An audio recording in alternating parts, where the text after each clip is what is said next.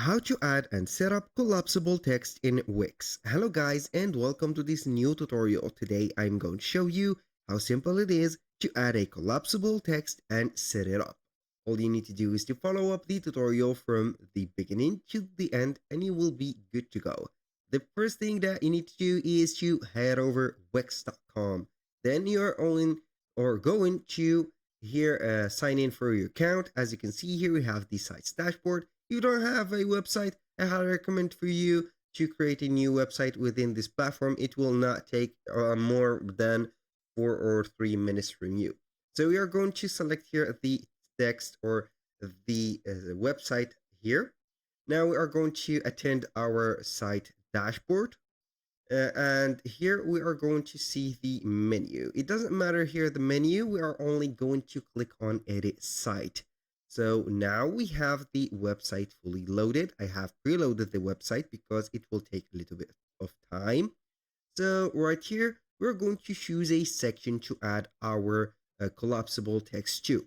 For example, I'm going to choose a section and I am going to add this part. So let's go ahead and add the collapsible text here on this container. So we are going to click on add elements. Then we are going to choose text. And from text, we are going to see here titles, paragraphs, text mask, and collapsible text. Now we are going to drag and drop that text or collapsible text in here. Now we are going to click or double click on the collapsible text and it will show us the text box settings. We have the change text option. We have here what does the button do, which is this read more. It is going to either to a link or expand, for example, here the text. For example, this we have give it to or give it give.